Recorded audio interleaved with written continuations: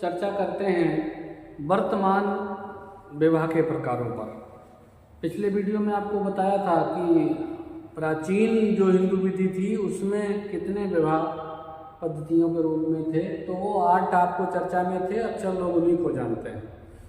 लेकिन वर्तमान हिंदू विधि यानी कि हिंदू विवाह अधिनियम 1955 में जो विवाह के प्रकार बताए गए हैं, तो सवाल दोनों तरह से आता है, प्राचीन हिंदू विधि में और वर्तमान हिंदू विधि में। यानी कि हिंदू विवाह अधिनियम में कितने प्रकार के विवाह बताए गए हैं, तो इसमें जो विवाह के प्रकार मिलेंगे वो 3 तरह का विवाह मिलेगा, 3 प्रकार। तो पहला जो विवाह का प्रकार है वो आपको मिलेगा वैध विवाह। दोनों में अंतर है, जब भी सवाल आएगा तो दोनों को अलग अलग से ही उत्तर लिख के आना है, दोनों में एक सा ही उत्तर नहीं लिखना है। तो पहला जो प्रकार है विवाह का वो है वैध प्रकार। हिंदू विवाह अधिनियम में वैध विवाह आपको मिल जाएगा। और वैध विवाह का मतलब विवाह है जो हिंदू विधि की सभी शर्तों को पूरा करके किया जाता है, यानी कि विधिमान्य विवाह। और ये आपको धारा 5 में इसकी आवश्यक शर्तें मिल जाएंगी। तो जब भी आप वैध विवाह की शर्तें पढ़ेंगे, इसका मतलब ये धारा 5 वो शर्तें आपको बता देगा कि कौन कौन सा शर्तों को पूरा करके विवाह करेंगे तो वो विवाह वैध माना जाएगा। तो वो सारी शर्तें आपको धारा 5 में मिल जाएंगी। और इसकी जो बहुत जरूरी शर्त है वो है एक विवाह, यानी कि एक विवाह। और एक विवाह का मतलब है कोई भी हिंदू एक पति पत्नी के रहते दूसरा पति पत्नी नहीं कर सकता है, यानी कि दूसरा विवाह नहीं कर सकता है। या ऐसे कह लो कि कोई भी हिंदू एक समय में 2 पति या 2 पत्नी नहीं रख सकता है। ये है पहली शर्त और बहुत जरूरी शर्त है। तो एक पति 2 पत्नियां नहीं रख सकता एक साथ, और एक पत्नी 2 पति साथ साथ नहीं रख सकती है। ये पहली शर्त है जिसको आपको फॉलो करना है। अगर कोई भी ये शर्त को तोड़ता है, यानी कि 2 पत्नी या 2 पति की बात करता है, तो फिर उसका जो पहला विवाह है वो मान्य होगा और दूसरा होगा वो अवैध हो जाएगा। दूसरी जो इसकी शर्त है बहुत जरूरी, वो है आपकी आयु। आयु पर भी विशेष ध्यान रखना है।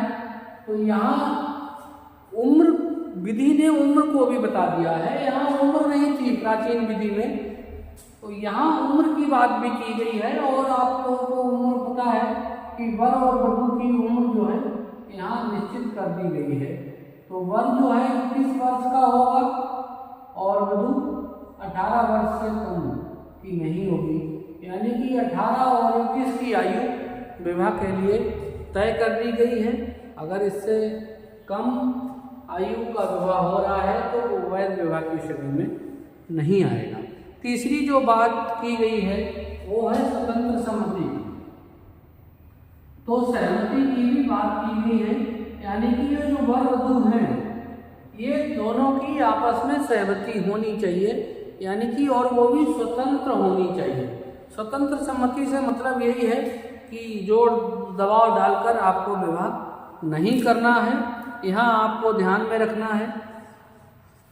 और इसमें बहुत सारी बात बता दी गई है कि विवाह के समय कोई भी पक्षकार जो है वो इतना विकृत नहीं होना चाहिए कि वो अपनी विवाह की जिम्मेदारियां भी ना समझ सकता हो, संतान उत्पत्ति करने के अयोग्य हो।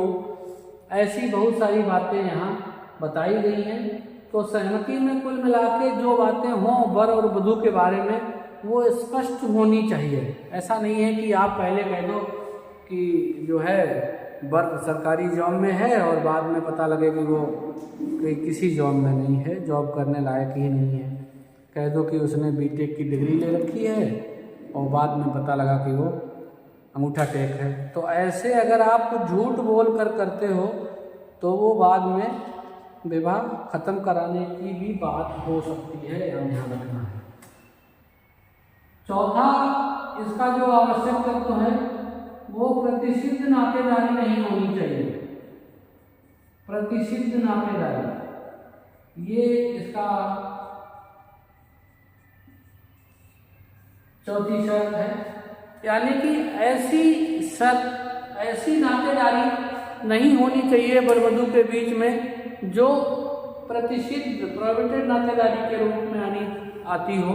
अगर ऐसा कोई रिश्ता, नातेदारी का मतलब रिलेशन है, तो ऐसा कोई रिलेशन है, और यहाँ विधियाँ और हमारे चलन में भी है, बहुत सारी रीति हैं, रूढ़ी प्रथा जिन्हें हम कहते हैं, तो बहुत सी नातेदारियों में हम लोग विवाह नहीं करते हैं।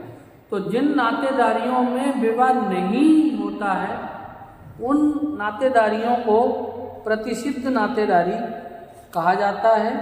और ऐसे नातेदारी में कोई भी हिंदू, चाहे वो लड़का हो या लड़की, विवाह नहीं कर सकता है। अगर करता है तो वो विवाह वैध नहीं माना जाएगा। और इसकी एक शर्त और है, सपिंडा नातेदारी। तो सपिंड अगर नातेदारी है तो भी विवाह नहीं होगा। और इस सपिंड नातेदारी में पिता की ओर से और माता की ओर से पीढ़ियां देखी जाती हैं। तो अगर उन पीढ़ियों में कोई व्यक्ति आता है और आपस में विवाह करता है तो वो वैध विवाह नहीं माना जाएगा, ये सपिंडा नातेदारी। तो कुल मिलाकर ये 5 शर्तें हैं। इन 5 शर्तों को पूरा करके अगर कोई व्यक्ति विवाह करता है तो वो विवाह वैध माना जाएगा हिंदू विवाह नियम के तहत। अगर इनका पालन नहीं करता है तो वो विवाह वैध नहीं माना जाएगा। ये एक विवाह का प्रकार हुआ। दूसरा विवाह जो है वो शून्य विवाह है। शून्य विवाह, और शून्य विवाह का मतलब ऐसा विवाह जो इन 5 शर्तों में से किसी शर्त को पूरा नहीं करेगा और विवाह करेगा तो वो शून्य माना जाएगा। और यहीं पर तीसरा विवाह भी इसी में से है, जिसको कहा जाएगा शून्य करणीय विवाह। शून्य करणीय, जो विवाह शून्य करणीय, कॉन्ट्रैक्ट के शब्द हैं, कॉन्ट्रैक्ट में पढ़े होंगे आप, शून्य संविदा और शून्य करणीय संविदा, ये वही बातें लागू हुई हैं। तो ऐसा विवाह जो शून्य करने योग्य हो, कुछ खामियां हैं, तो वो विवाह जो है, जैसे खास तौर से हम बात करेंगे सहमति वाली, तो जो सहमति के आधार पर, यानी जो स्वतंत्र सहमति नहीं होगी जिस विवाह में, वो विवाह शून्य करणीय होगा। और बाकी जो है ये प्रतिषिद्ध और सपिंडा नातेदारी, और एक विवाह को अगर उल्लंघन करके कोई विवाह करेगा तो वो विवाह शून्य विवाह होगा। तो ध्यान रखना है, वर्तमान हिंदू विधि में जो विवाह के प्रकार हैं वो 3 हैं, और प्राचीन हिंदू विधि में जो विवाह के प्रकार हैं वो या तो 8 याद रहते हैं तो 8 लिख दीजिए, अगर 10 याद रहते हैं तो 10। जो 2 विवाह अनुलोम और प्रतिलोम थे उनको भी आप लिख सकते हो। तो एक विवाह का ये जो प्रकार पर सवाल आता है ये 2 तरह से आएगा, प्राचीन हिंदू विधि या वर्तमान हिंदू विधि। जैसा भी आपको सही लगता है वैसा आप, जैसा भी सवाल आता है खास तौर से, वैसा आप इसको करेंगे और अच्छे नंबर पाएंगे।